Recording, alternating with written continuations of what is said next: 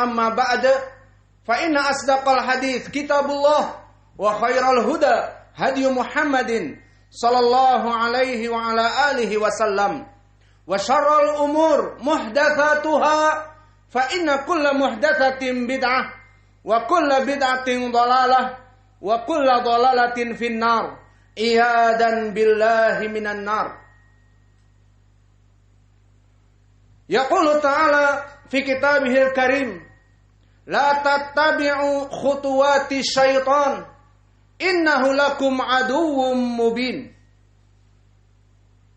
Di mana Allah berfirman di dalam surat Al-Baqarah wala tattabi'u khutuwati syaitan, maka dilarang oleh Allah Jalla wa'ala agar seluruh manusia dan jin untuk mengikuti jalan-jalan iblis yang menyesatkan. Karena lafaz wala tattabi'u la di sini la nahiyah dengan masuknya kepada fi'lun mudhari yang majzum, wala tattabi'u alamatu jazmihi dengan hadfin nun, maka memberikan makna di ilmil usul keharaman. Wala tattabi'u khutuwati syaitan, maka janganlah kalian wahai manusia dan jin mengikuti jalan-jalan langkah-langkah trap of the iblis, jalan-jalan dari jebakan-jebakan syaitan. Innahu lakum aduwwun mubin. Maka disebutkan di dalam ayat Al-Quran yang setelahnya, kenapa kita dilarang untuk mengikuti jebakan-jebakan syaitan, langkah-langkah yang menyesatkan dari syaitan. Innahu lakum aduwwun mubin. Maka disebutkan dengan inna, maknanya taukid, bahwa sungguhnya bagi engkau, bagi kalian kaum muslimin, iblis itu adalah musuh yang nyata. Maka di dalam ayat ini menjadi pendalilan bagi kita bahwa permasalahan mengikuti langkah-langkah iblis yang menyesatkan itu diharamkan karena pada hakikatnya mereka tidak pantas dan tidak patut untuk diikuti karena mereka musuh yang nyata yang seharusnya dijauhi. Namun minal asaf, namun alangkah mirisnya, betapa dari kalangan manusia, dari mereka orang-orang yang notabene mengaku muslimin, kadang-kadang melaksanakan sholat dan KTP mereka muslim, maka mereka dalam keadaan putus asa, dalam keadaan dililit hutang, dalam keadaan ingin menjadi kaya secara instan, bagaikan kopi yang diaduk dengan air hangat dan langsung mendidih dan matang dan siap diseruput, maka mereka ingin menjadi kaya dadakan, masuk kepada trap syaitan, masuk kepada jebakan-jebakan syaitan, dengan bekerja sama dengan syaitan, dengan menjadi pemuja iblis, pemuja syaitan, yang masyhur dengan istilah devil's worshipper, menjadi pemuja-pemuja syaitan yang bermacam-macam. Dari kalangan kaum muslimin yang kebanyakan karena mereka muslim, mereka hanya sebatas egoisitas mereka masuk kepada pemujaan syaitan dengan pesugihan agar mendapatkan harta yang instan, agar bisa terbebas dari lilitan hutangnya, agar tidak diejek oleh tetangga-tetangganya karena kemiskinannya. Maka diraihlah langkah-langkah pesugihan dengan perjanjian dengan iblis untuk mendapatkan rizki-rizki yang haram secara instan. Dan di sana dari kelompok-kelompok selain kaum muslimin, baik orang-orang Nasara ataupun ateis, ataupun bahkan Yahud dari pemimpin mereka, bahkan mereka membuat sekte dari pemujaan iblis yang dinamakan dengan istilah the satanic cult, sekte pemuja syaitan. Maka mereka selain dari untuk mendapatkan gorodin minad dunya, tendensi mereka mendapatkan ketenaran, kejayaan, kekuasaan, maka mereka mendapatkan uang yang banyak dan kedudukan yang tinggi dari segi politik, maka mereka bahkan bukan hanya pemuja syaitan saja, namun mereka membuat organisasi the satanic cult ataupun sekte pemujaan syaitan. Maka perkara-perkara ini adalah waqi'. Ini adalah fenomena yang nyata. Dan Allah telah mengingatkan dengan ayat yang kami sebutkan tadi, wala tattabi'u khutuwati syaitan innahu lakum aduwwum mubin. Maka janganlah kalian wahai kaum muslimin mengikuti trap syaitan, jebakan-jebakan syaitan yang mana mereka itu tidak pantas untuk diikuti karena aduwwun mubin. Mereka adalah musuh yang nyata. Maka di dalam pembahasan khutbah ini kita akan membantah perbuatan mereka dan menjelaskan kepada kaum muslimin semuanya bahwa kehancuran yang dekat akan menyelubungi mereka di dunia sebelum di hari akhirah. Maka para pemuja syaitan dari zaman Nabi, yang mana mereka the false ataupun the field worshipper, baik seorang dari musyrik, baik orang-orang yang memang pemuja syaitan, maka telah datang adab yang perih dan pedih bagi mereka. Telah diturunkan ayat di dalam surat Ar-Ra'd, wa yursilu sawa'iqa fayusibu biha may yasha. Maka Allah mengutus halilintar. Maka halilintar itu menyambar dari orang-orang para ahlus syirik, para penyembah Allah dan penyembah makhluknya, para pemuja iblis dan pemuja syaitan. Maka ayat ini barakallahu fikum, wa yursilu sawa'iqa fayusibu biha man yasha, asbabu nuzulnya, sebab turun ayat ini dikeluarkan oleh Imam At-Tabrani di Mu'jamil Awsat dan Imam Al-Baihaqi di Dalailin Nubuwah dan juga Abu Ya'la di dalam Musnadnya, yang mana sanadnya bertumpu kepada Dailam ibnu Ghazwan an Thabit an Anas ibni Malik. Berkata Anas, Rasulullah sallallahu alaihi wa ala alihi wasallam rasulan ila ra'isil musyrikin minal Arab. Maka Nabi mengutus utusan kepada pemimpin gembong kesyirikan dari Arab yang melaksanakan kesyirikan dan mengikuti syaitan. Maka diutus dari sahabatnya untuk berdakwah tauhid kepadanya. Maka di saat sampai kepada raja yang melaksanakan peribadatan kepada syaitan ini, melaksanakan kesyirikan ini, didakwahi tauhid, i'budullah wa la tusyriku bihi syai'a, menyembahlah hanya kepada Allah, He is the one and only, hanya Allah satu-satunya saja. Maka disebutkan di hadis, kelompok gembong musyrik ini berkata, al-ilah alladzi tad'una ilaihi hal min nuhasin am min dhahabin am min fiddatin. Rabb kamu wahai kaum muslimin pengikut Muhammad, yang kamu mengajak kepada kami untuk menyembahnya, mengganti sesembahan kesyirikan dari prime evil iblis kami kepada Allah yang engkau sebutkan tadi. Allah kalian itu terbuat dari apa?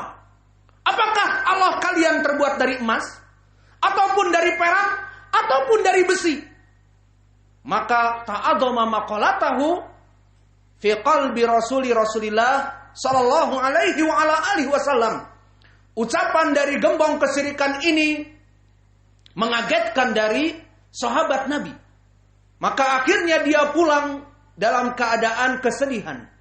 Sesampai kepada Nabi disampaikan apa yang terjadi, maka Nabi mengatakan irji ilai. Kembali kamu mendakwahinya. Maka yang kedua kali dia mendakwahi raja musyrik, kafir, penyembah iblis ini, maka sama yang diucapkan. Apakah Allah kalian itu terbuat dari besi, atau dari perunggu, ataupun dari emas, ataupun dari perak? Maka akhirnya dia kembali kepada Nabi. Baru di tengah jalan dia berjalan untuk menemui Nabi dan melaporkan apa yang terjadi. Maka turunlah ayat ini. Wa yursilu sawa'iqa fayusibu biha may yasha.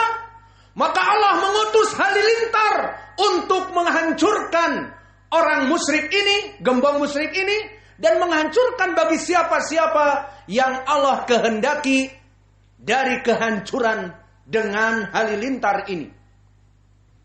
Maka akhirnya setelah datang kepada Nabi ingin melaporkan, maka Nabi pun mengatakan, fa inna sahibak qad ahlakahullah.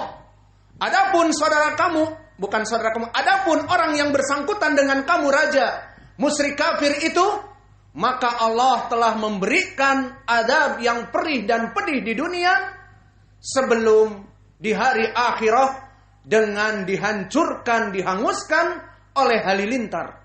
Maka barulah utusan Nabi sampai diberikan khabar seperti ini, maka turunlah ayat tadi yang kami sebutkan, wa yursilu sawa'iqa fayusibu biha may yasha, bahwa Allah mengutus halilintar-halilintar untuk menyambar dan untuk menghanguskan dari musuh-musuh Allah Jalla wa'ala. Maka hadis ini hadis yang sahih. Dailam Ibnu Ghazwan thiqah, Thabit Al-Bunani imam, muridnya Anas Ibnu Malik. Maka hadis ini sahih dan disahihkan oleh muhaddits era now seperti Syekh kami Muqbil Al-Wadi'i rahimahullah di dalam kitabnya As-Sahih Al-Musnad min Asbabin Nuzul, kumpulan hadis-hadis sahih tentang asbabun nuzul. Maka inilah ancaman bagi mereka, wahai para pemuja-pemuja syaitan, the satanic cult. Maka cepatlah kalian bertaubat, karena Allah Jalla wa'ala akan memberikan adab di dunia sebelum di hari akhirat yang lebih keras. Lahum adabun fil hayati dunya wala adabul akhirati asyaq. Maka bagi mereka orang-orang yang musyrik, yang menyembah kepada selain Allah, menyembah syaitan, lahum fil hayati dunya, maka bagi mereka adab, lahum adabun fil hayati dunya wala adabul akhirati asyaq. Mereka di dunia dihanguskan, dihancurkan, dan kelak di hari akhirat mereka akan diadab perih dan pedih di api neraka, forever in hell, kekal di dalamnya. Dan di dalam syariah, dari mafsadah mereka para penyembah iblis, penyembah syaitan, selain dihancurkan, maka telah diklaim oleh Allah bahwa peribadatan mereka menyembah makhluk yang Allah ciptakan bernama iblis, yang mana dia itu makhluk yang dilaknat oleh Allah, maka sebesar-besarnya dosa yang mereka perbuat. Maka oleh sebab itu Allah klaim di dalam banyak ayat Al-Quran, seperti dinukilkan ucapan Luqman kepada anaknya, ya bunayya la tusyrik billah, inna syirka la dzulmun adzim. Maka wahai anakku, kata Luqman, janganlah kalian bersekutu menyembah Allah dan menyembah iblis dan menyembah makhluk-makhluk yang lainnya, karena kesyirikan itu adalah kezaliman yang sangat besar di sisi Allah. Dan di dalam ayat yang lain Allah berfirman, wa may yusyrik billah faqad dhalla dhalalan ba'ida. Maka barang siapa yang berbuat kesyirikan, menyembah Allah dan menyembah kepada syaitan, maka telah melaksanakan kesesatan yang nyata. Dan di dalam ayat yang lain Allah berfirman, wa may yusyrik billah faqad iftara itsman 'azima. Maka barang siapa yang melaksanakan peribadatan kepada selain Allah, kepada syaitan, telah melaksanakan dosa-dosa yang highest, yang paling tinggi dan paling besar di sisi Allah. Dan begitupun di dalam hadis, kalau tadi di dalam ayat Al-Quran Allah klaim mereka itu para pendosa-pendosa besar, dan di dalam hadis pun banyak. Disebutkan di dalam hadis yang muttafaqun alaih dari Abi Hurairah, bahwa ranking pertama dari pendosa-pendosa besar, mereka orang-orang yang menyembah syaitan, melaksanakan kesyirikan dalam peribadatan kepada Allah. Seperti di dalam hadis yang muttafaqun alaih dari Abi Hurairah, ijtanibu sab'al mubiqat, jauhilah 7 penghancur dari dosa-dosa yang paling besar. Disebutkan ranking pertama asyirk. Yang pertama adalah kesyirikan, wasihr, dan melaksanakan klinik. Dan mereka para pemuja syaitan dari kaum muslimin yang mengambil pesugihan masuk kepada sihir, bekerja sama dengan dukun sebagai perantara, kemudian membuat akad dengan iblis untuk memberikan tumbal dari anaknya, istrinya, dan sebagainya dalam waktu 1 tahun sebagai DP down payment kepada iblis agar diberikan kekayaan yang instan. Maka di hadis Abi Hurairah tadi yang ranking yang pertama adalah kesyirikan, kemudian sihir, dan yang seterusnya dari tingkatan-tingkatan yang kita tidak sebutkan untuk memperingkas dari hadis. Dan juga di hadis yang lain diriwayatkan oleh Abu Bakrah yang muttafaqun alaih, ala unabbiukum bi akbaril kabair, tidaklah kalian aku beritahu dari dosa-dosa yang heinous, yang tingkat puncak prima. Bala ya Rasulullah, tentu wahai Rasulullah, apa itu? Asyirku billah wa uququl walidain wa syahadatu zur wa syahadatu zur wa syahadatu zur. Maka di dalam hadis ini Nabi menyebutkan kepada para sahabat dari tingkatan ranking yang paling tinggi, dosa-dosa yang paling besar di sisi Allah, pertama adalah kesyirikan. Yang kedua berbuat dosa kepada kedua orang tua, dan yang ketiga syahadatu zur, mempersaksikan kepada saudaranya saksi palsu. Dan terus Nabi mengulangnya, wa syahadatu zur wa kana muttaqian hatta yaquma. Dan dulunya Nabi meriwayatkan dalam keadaan bertelekan, kemudian duduk dan mengulang-ulang hadis ini sampai disebutkan oleh para sahabat, ya laitahu sakat. Oh, seandainya Nabi cukup dan diam. Disebutkan oleh para ulama, 3 perkara ini perkara yang paling dahsyat sehingga Nabi mengulang-ulang. Dan di saat meriwayatkan Nabi dalam keadaan bertelekan, maka dia bangkit berdiri.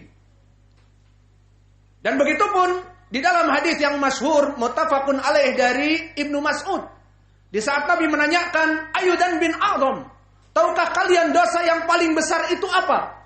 Dijawab oleh para sahabat, Allah wa rasuluhu a'lam. Maka dijawab oleh Nabi kita, anta ja'alallaha niddan wa huwa khalaqak, di mana kamu menjadikan persekutuan penyembahan kepada Allah dan kepada iblis, padahal Allah yang menciptakan kamu dan iblis tidak bisa berbuat apa-apa dalam penciptaan, dalam pemberian rizki, kecuali hanya trap, jebakan belaka. Maka inilah dari ukubah di dunia yang kedua. Maka yang ketiga, mereka orang-orang yang melaksanakan klinik dan pesugihan dengan melaksanakan kontrak dengan iblis agar mendapatkan kekayaan secara instan. Jika dia tadinya melaksanakan sholat dan puasa seorang muslim, maka telah keluar dari agamanya dan dihapus seluruh amalannya. Maka jika dia melaksanakan pesugihan dan melaksanakan kesyirikan, menjadi devil worshipper, penyembah pemuja iblis, maka dihapus seluruh salat-salatnya, puasa-puasanya yang telah lampau. Di mana Allah berfirman, walau asyraku lahabita anhum ma kanu ya'malun. Maka jika mereka melaksanakan kesyirikan, akan dihapus segala dosa-dosa mereka. Dan bahkan Nabi Muhammad diancam oleh Allah, walau asyrakta layahbatanna amaluk. Maka engkau wahai Muhammad jika berbuat kesyirikan pun, akan dihapuskan amal-amal kamu. Astagfirullah wa atubu ilaih. Fastaghfiruh. Innallaha ghafurun rahimun.